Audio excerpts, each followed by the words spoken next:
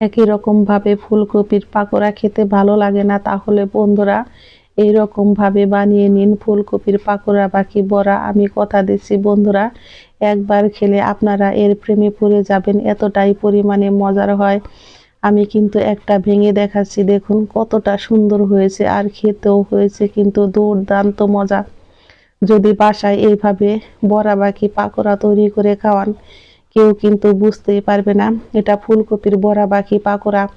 আমি এখানে কিন্তু ফ্রেশ টাটকা দেখে একটা ফুলকপি এনেছি, আর এই কপিটাকে কিন্তু আমি সবখানি পাকোড়ায় ব্যবহার করব না। আজকে আমি একটা আলু দিয়ে এই ফুলকপির পাকোড়া তৈরি করে দেখাবো। আমি অল্প কিছুটা ফুলকপি রেখে এখন কিন্তু বেশ ভালো করে ফুলকপিটাকে ধুয়ে আমি গ্রেটারের সাহায্যে এইভাবে গ্রেট করে নিব। আমি কিন্তু ফুলকপির শুধু ফুলগুলোই ব্যবহার করব, আর ডাঁট কিন্তু ব্যবহার করব না। দেখে অবশ্যই বন্ধুরা বুঝতে পারবেন আমি কিভাবে ফুলকপিটা গ্রেট করে নিব।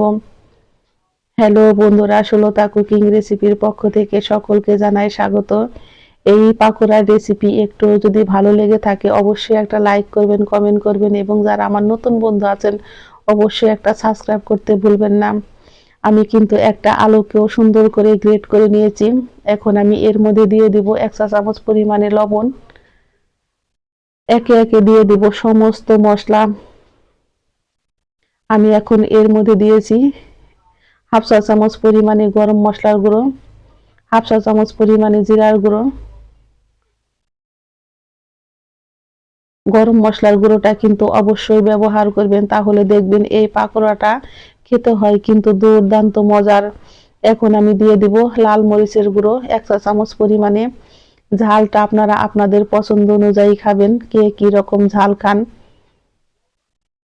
আমি এখন দিয়ে দিব 1 চা চামচ পরিমাণে ভাজা ধনিয়ার গুঁড়ো। বন্ধুরা বলতেই তো ভুলে গেছি, আমি কিন্তু এখন দিয়ে দিব এর মধ্যে হাফ চা চামচ পরিমাণে বেকিং পাউডার। আর আজকে কিন্তু আমি কাঁচা আলু ব্যবহার করেছি, এটা কিন্তু একদম কাঁচা আলু, সিদ্ধ আলু না। সেই জন্য আমি কিন্তু একটা মিডিয়াম সাইজের আলু নিয়ে এইভাবে খুব সুন্দর করে গ্রেট করে নিয়েছি। আর দিয়ে দিব আমি বেশ কিছুটা পরিমাণে ধনিয়া পাতা কুচি। আমি এখন দিয়ে দিব কাঁচামরিচ বাটা। আমি এখন এর মধ্যে দিয়ে দিব বেশ কিছুটা পরিমাণে পেঁয়াজ কুচি।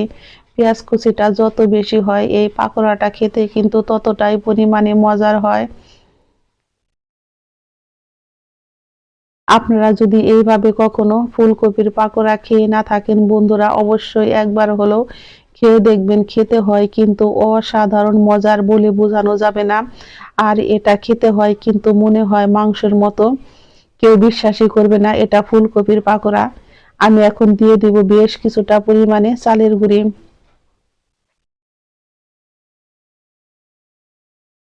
আর দিয়ে দিব আমি বেসন। আমি কিন্তু আজকে মসুর ডালের বেসন ব্যবহার করব। আপনারা চাইলে কিন্তু অন্য ডালের বেসনও ব্যবহার করতে পারেন, কিন্তু মসুর ডালের বেসনটা এই পাকোড়ার মধ্যে খেতে হয় কিন্তু দুর্দান্ত মজার। আমি কিন্তু হাফ কাপ মসুর ডাল ব্লেন্ডারে বেসন করে নিয়েছি। এখন সমস্ত উপকরণ দিয়ে আমি কিন্তু হাত দিয়ে বেশ ভালো করে মেখে নিব। এর মধ্যে দিয়ে দিয়েছি আমি 2 চামচ পরিমাণে সাদা তেল। সাদা তেলটা দেওয়াতে কিন্তু পাকোড়াটা আরো বেশি মজা হয়েছে দ্বিগুণ পরিমাণে বন্ধুরা, এতটাই পরিমাণে মজার হয়েছে। আমি কিন্তু এই পাকোড়ার মধ্যে কোনো জল ব্যবহার করব না মাখানোর সময়, কারণ ফুলকপি আর আলু থেকে যে জল আছে সেই জলেই কিন্তু আমার এগুলো খুব সুন্দর করে মাখা হয়ে যাবে। একটু সময় নিয়ে আস্তে আস্তে খুব ভালো করে মেখে নেন, তাহলেই কিন্তু এটা খুব ভালো করে মাখা হয়ে যাবে।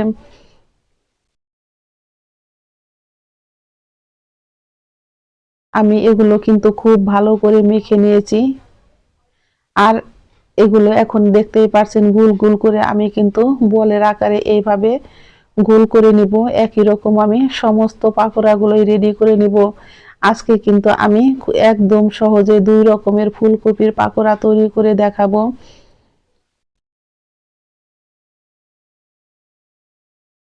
আমি এইভাবে কিন্তু সমস্ত পাকোড়াগুলো রেডি করে নিয়েছি। আপনারা চাইলে কিন্তু অন্য রকমের শেপ দিয়েও নিতে পারেন, তাতে কোনো অসুবিধা নেই। চলে যাব চুলায়। চুলায় কিন্তু আমি কড়াইতে পরিমাণ মতো সাদা তেল দিয়েছি।